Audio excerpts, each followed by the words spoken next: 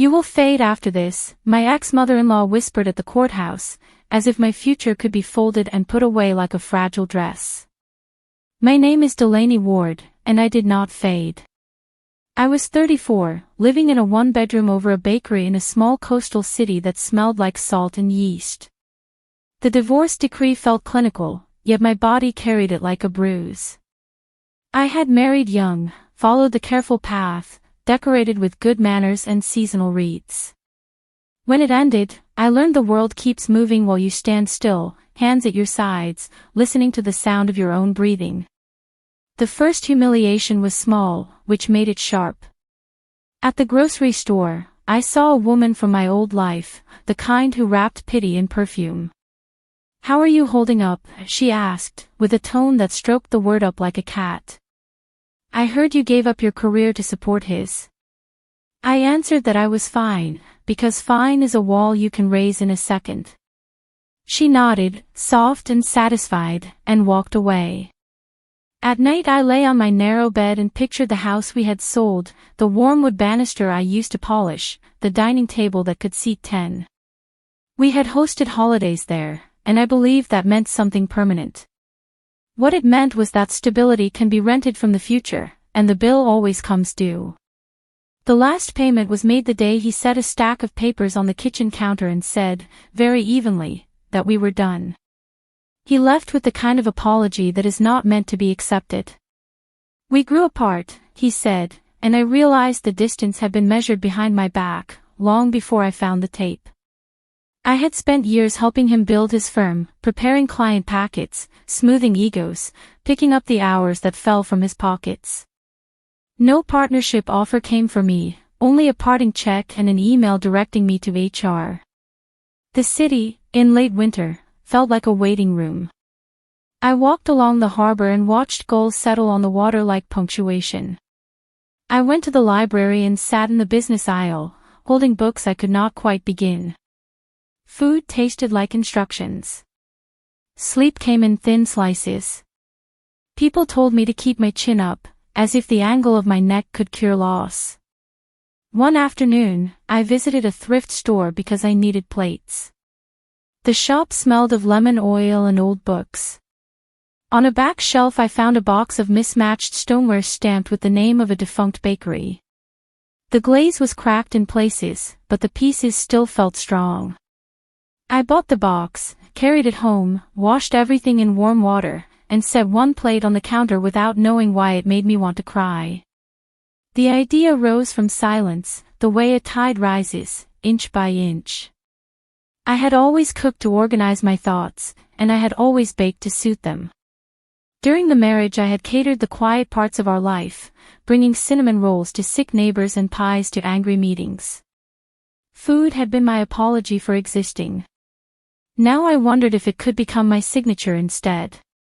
That night, I wrote a list in a ruled notebook. I wrote the words small batch, coastal grains, morning pickup.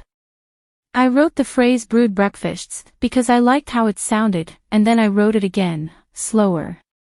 I slept with the notebook close to my heart. When I woke before dawn, the ocean light was slate and kind, and I understood what it meant to have a starting line. I went downstairs to the bakery under my apartment and asked to speak to the owner. He was a compact man with forearms like rolling pins, and he listened while I described a pop-up kitchen that would set early tables for people who were leaving night shifts.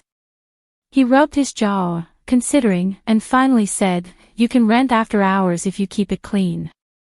"Thank you," I said, steady, even though my hands trembled. He shrugged. "Everyone starts somewhere." I walked back upstairs with the keys that would open a door at 2 in the morning, and I stood at my sink, touching the thrifted plate. The plate did not belong to anyone anymore. Neither did I. That was the first spark, quiet and bright, warming the room. The first weeks were a kind of apprenticeship to my own patience. I rented the kitchen from 2 until 5 each morning, and I learned the language of industrial ovens, how they sigh before they heat, how they hold grudges if you crowd them. I mixed dough in a plastic tub that had once held sprinkles, and I weighed salt like it could decide whether the day would be good. Outside, the harbor lifted and lowered the fishing boats, and I shaped buns while the city slept. I called the pop-up brews and bread, a name that sounded simple enough to be remembered. I brewed a dark roast that could balance the butter, and I set a narrow table by the back door for pickup. My first customer was a nurse with red-rimmed eyes and a careful way of counting change. She ate standing in the alley, smiling into her paper cup like it held a secret. "No one feeds the time between," she said, and then she hurried off, and I wrote her words down. The aftershocks of divorce arrived on schedule. My ex, Nathan, sent me a message to confirm a transfer on the last of the joint utilities. It was brief and correct. His mother sent a longer message filled with concern that emphasized my fragility. She suggested a wellness retreat, as if silence were the cure for humiliation. I did not reply. Silence had already taken its share. I saw more of the old life in unexpected places. A former friend invited me to a birthday dinner, then added that Nathan and his new partner might attend. "I hope you can be gracious," she said, like it was a puzzle I could practice. I put down my phone and went downstairs to scrub pans that did not need scrubbing. The steel shone with that particular honesty only friction can produce. Money was thin. I cut corners carefully, buying flour in 50-pound sacks, negotiating for used equipment, taking the bus instead of a car service when I bought heavy cream. I lived by lists, and I learned which bills could be paid last. The landlady, Mrs. Chin, brought me a small azalea in a chipped pot, and she refused to take payment for it. "Red means luck," she said, tapping the flower. "Luck notices those who work." The city around me had its own small scorns. When I applied for a microloan, the man behind the desk asked if I had a business partner. I said I did not. He asked if I had a spouse who could co-sign, and I said I had an ex-husband who could not. He smiled, thin. "It is hard to do this alone." I nodded, because arguing would not produce collateral. At a farmer's market, I met a local miller who ground coastal grains in a small warehouse near the train tracks. He sold me a bag of spelt that smelled like new hay, and I baked with it that night, seeing the dough change under my hands. The bread had a gentler crumb and a deeper taste, and the next morning the nurse came back and bought 2 loaves for her neighbors. Word traveled along hallways and docks, across shift change and street sweepers. There were setbacks. The mixer broke on a Thursday, and I learned how heavy batter can become when you stand over it with a wooden spoon. I sliced my palm and wrapped it in cotton, kept working, and said nothing. Work has a way of collapsing the distance between fear and action, a mercy I had not expected. By the end of the month, I could lift trays with one hand and my heart did not race when the oven door stuck. One afternoon, outside the market, I saw Nathan. He looked rested, confident, carrying a bag of oranges with a woman whose sweater matched his. He nodded to me like a colleague. The exchange was polite and empty, a room with no furniture. After they passed, I sat on a bench, watched an older couple feed crumbs to pigeons, and felt humiliation move through me and out, like weather on the bay. That night, I reworked the menu on a sheet of butcher paper. I wrote morning knots, sea salt honey rolls, night shift porridge, and harbor loaves. I added a line called recovery sandwiches because the name made me stand up straighter. I decided that every purchase would include a small card with a short sentence handwritten in ink, a sentence that was not advice, only company. The next morning, I set 3 cards on the pickup table. One read, "You are not late." Another read, "Rest is work too." The third said, "You are allowed to begin." A sanitation worker took the first, tucked it into his wallet, and said, "People forget this hour exists." I said, "Not anymore." By the time the clocks changed, I could feel something assembling under the surface, like a dock rebuild below the tide line. I did not announce it. I worked the dough, I poured the coffee, I wiped the table. I saved each receipt in a shoebox and pressed the lid down carefully. On a rare quiet Sunday, I wrote one more sentence on a card and taped it to my mirror. It said, "Recover forward." I read it twice, and I made a vow I did not speak aloud. I would not fade. I would not ask for permission to continue. The discovery did not look like a revelation. It looked like a plain envelope folded once, wedged under my door on a humid afternoon. Inside was a letter from my attorney, a woman named Priya Shah, who kept her hair in a neat bun and her papers in straight lines. She had guided me through the divorce with a steady voice. I had not expected to hear from her again. The letter contained a copy of a bank record that had surfaced after an audit at Nathan's firm, a routine compliance sweep meant to check rain gutters for clogs. The record showed a transfer from a joint line of credit 6 months before we separated. The funds, taken under my authorization code, had been moved to a private account to cover the buy-in for a junior partner. My signature floated at the bottom like a forgery had learned to walk. A second page showed an email trail, internal and clipped, discussing how to secure signatures quickly. My name appeared, bracketed by assumptions and timestamps. The proof object in my hands was both cold and hot. I stood by the sink with the letter, reading the numbers, hearing the oven downstairs thump as the evening shift closed. Priya's note was short. This surfaced. You may want to review. No action required unless you choose. Call me if you need me. The words "no action" felt deliberate, as if she were setting a calm bowl on a rough table. I called. She answered on the second ring. I thought you should see it, she said. It may have been oversight. It may have been pressure. It may have been intent.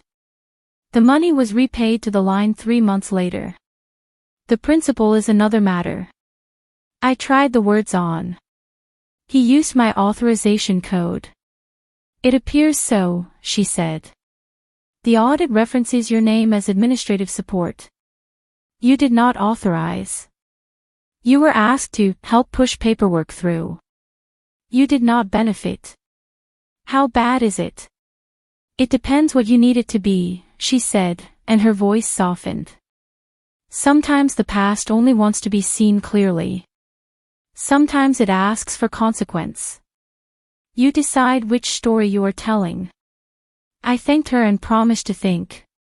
After we hung up, I carried the letter to the thrifted plate on my counter, set it there like a pastry that had cooled. I did not feel rage. I felt a tightening, like a seam being stitched. For months I had been building in the dark. Now a light tilted in, showing the outline of what I was making.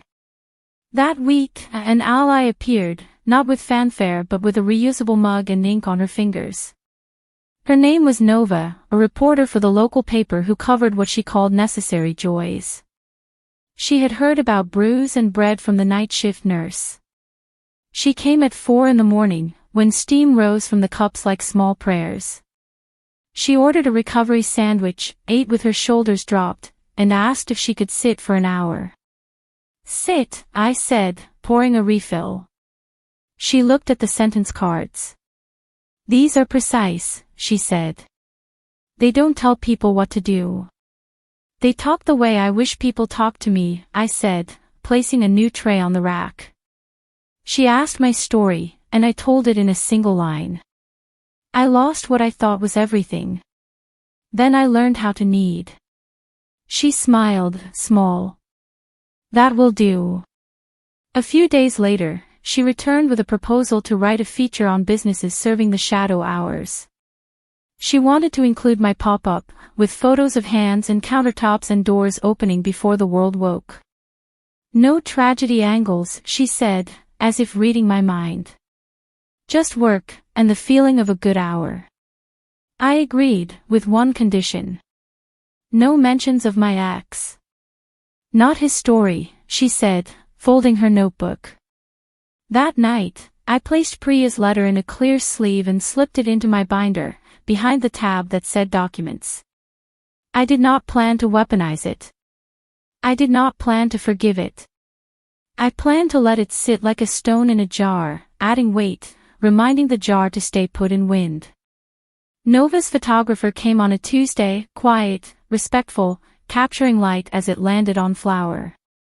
He took a picture of the card that read, "You are allowed to begin." He asked me to hold my hands over a bowl, and when I saw the photo later, I noticed the small scar on my palm shining like a thread. He asked about the plates, and I told him they were thrifted. He nodded as if thrift was a form of prayer. The feature ran on a Saturday. It was not splashy.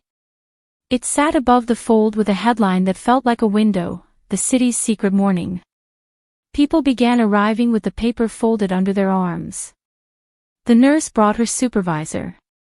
A mechanic showed up in coveralls and ordered coffee for his crew.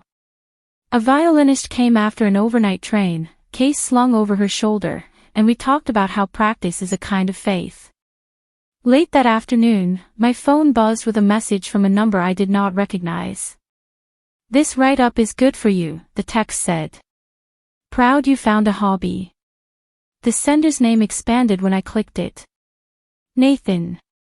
I set the phone down beside Priya's letter without answering. The two lay there, story and signature, each in their own frame. Resolve rose like a quiet tide. I did not need to strike back. The truth knew where to stand. The confrontation arrived not as a scene, but as an appointment on my calendar. Nova's feature had traveled farther than we expected. A regional station wanted a short segment on businesses serving essential workers. They asked if they could film a morning, and I said yes, making sure the counters gleamed. The producer emailed a confirmation that included a list of other spots they would cover the same day, including a new brunch place owned by Nathan's firm's client. The city is a village when it wants to be. I decided to invite Priya for coffee during the shoot, a simple gesture that said, "I remember who kept me upright." She arrived early, wearing a navy coat that looked like it had words stitched in the lining. "I am here as a customer," she said, smiling. "And as an admirer of your recovery sandwiches." As the cameras moved quietly, customers flowed in a patient line. The crew filmed hands, steam, and the card that read, "You are not late." At 5:30, while the producer discussed a cutaway, Nathan walked in. The door chime struck the room like a single bell. He paused when he saw the camera, then squared his shoulders. He wore a button-down that matched his eyes, which I recognized as a decision. He stepped up to the counter as if we had been scheduled. "Delaney," he said, the syllables smooth. "Congratulations on the coverage." I was nearby. "Welcome," I said, and my voice did not betray me. "What can I get you?" "Coffee, black." "And a roll," he said, scanning the labels. "Sea salt honey." "On the house," I said, because generosity belongs to the generous, and I could afford it. He accepted the cup, then glanced at the camera again. "Quite the operation," he said. "I'm glad you found something to focus on." The producer, sensing theater, kept the cameras respectfully distant. Priya stood by the window, quiet, like a steady keel. I wrapped the roll, placed it on the counter, and folded the bag. "We serve people whose hours are usually ignored," I said. "It feels like worth." "That's good," he said. "You always had a talent for support." I lifted my eyes and let the remark pass, the way you let smoke pass through an open door. I reached beneath the counter and touched the spine of my binder, feeling the clear sleeve with the bank record. I did not take it out. I did not need to. I set a loyalty card next to his coffee. "For future visits," I said. "If mornings suit you." He picked up the card, read the line on the back that said, "You are allowed to begin," and looked puzzled, as if the sentence had a hidden switch. He slid cash across the counter, careful, and our fingers did not touch. "I wish you well," he said, and for a moment something like sincerity lit his face. Then he added, too lightly, "It's impressive you kept this clean." Priya moved closer, a presence without motion. She keeps everything clean, she said, pleasantly. Her books as well. Nathan's gaze flicked toward her. Ah. Miss Shaw, he said, measuring. I trust all our past matters remain settled. Settled is one word, Priya said, still warm. Documented is another. Our exchange was brief, nothing that would make the evening news. The camera caught my hands tying a bag with twine and the steam rising from his cup, not the history standing between us like a tall door. He thanked me and left, the bell chiming again, the sound bright and small. The room exhaled. Are you all right? Priya asked, when the door closed. I am, I said, and I meant it. The confrontation had not been fireworks, only light. The truth did not need to be shouted.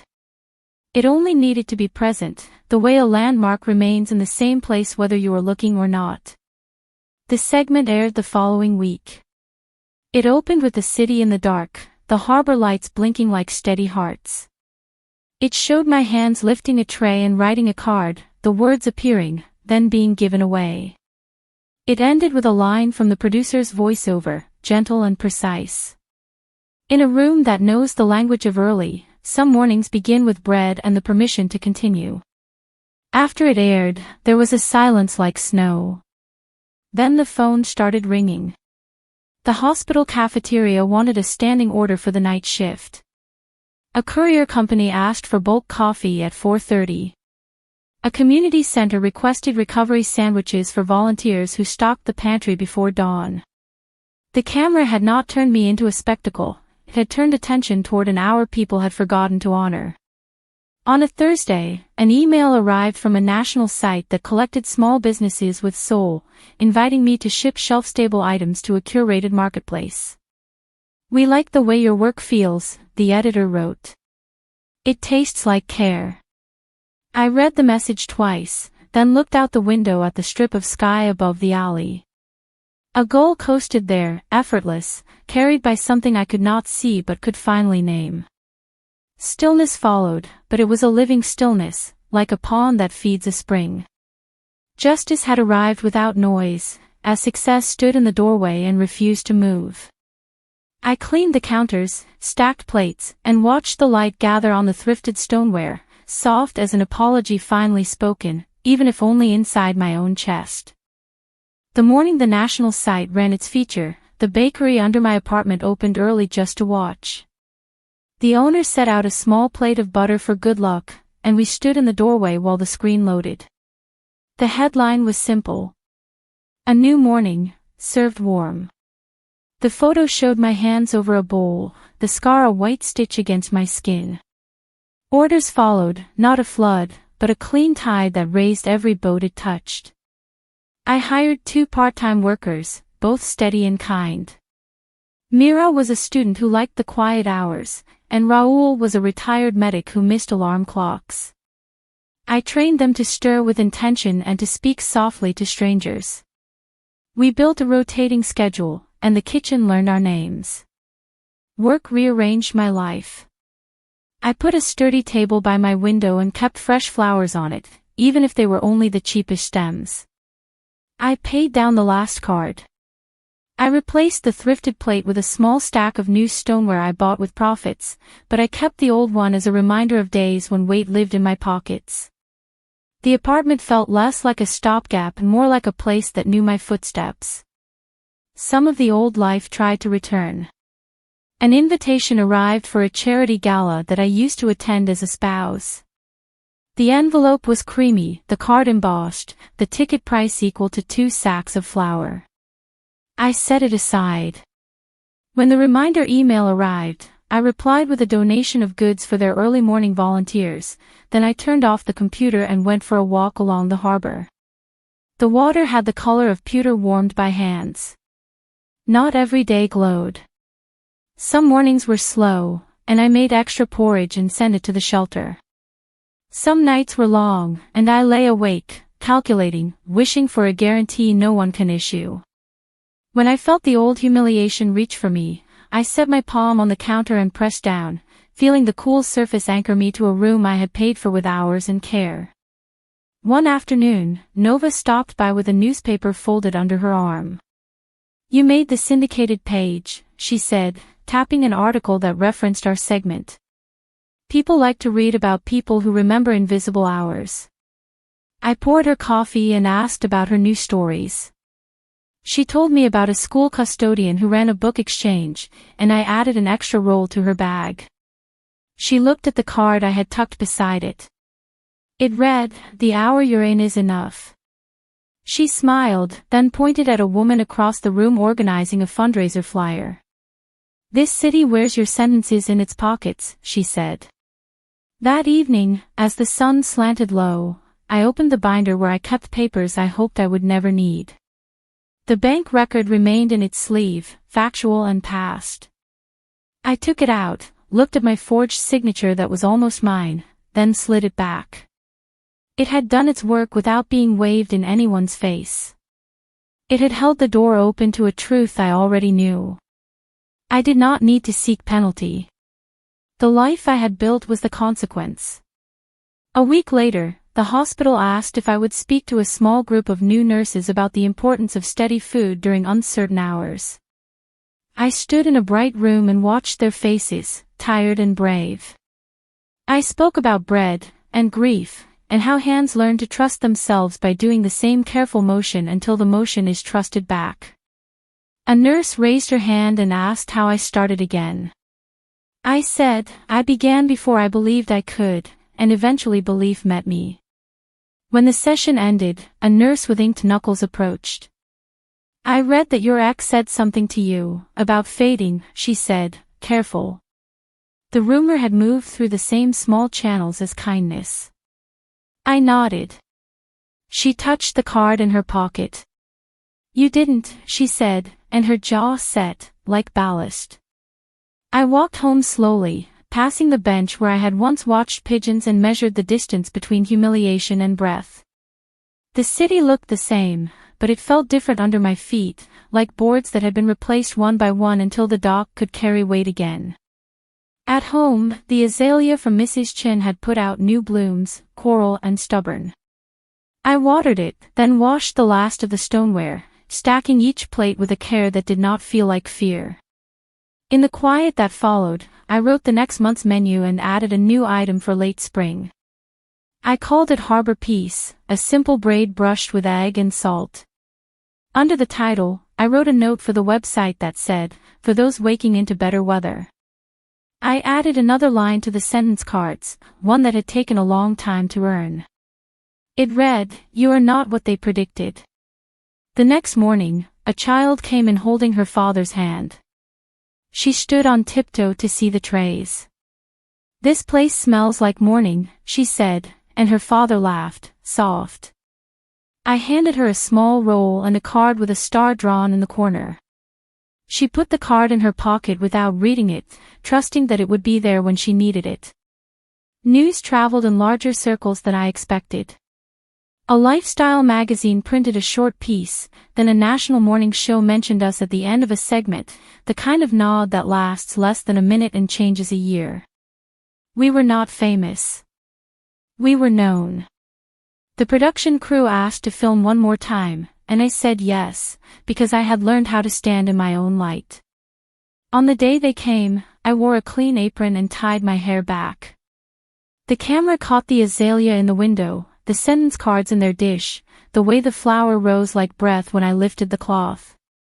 They asked if I wanted to mention the divorce or the bank record, and I shook my head. "The story is mourning," I said. "The rest is context." The producer smiled. "That line can close the segment." He was right. When it aired, the final shot held on my hands as I folded a braid, the narrator speaking softly. "Sometimes recovery looks like a room that opens before dawn, and someone who decided not to fade." The screen went black, and the room returned to its ordinary magic. Later that night, I stood at my window and watched the street. The bakery sign clicked off downstairs, and the city hummed like a sleeping thing. I thought of the courthouse whisper, the thrifted plate, the oxygen of early mornings, the scar that had become part of my map. I thought of the sentence that had carried me when I did not know how to carry myself. I am here, I said, not to anyone in particular. The room did not need an answer. Peace is sometimes a quiet agreement with your own work.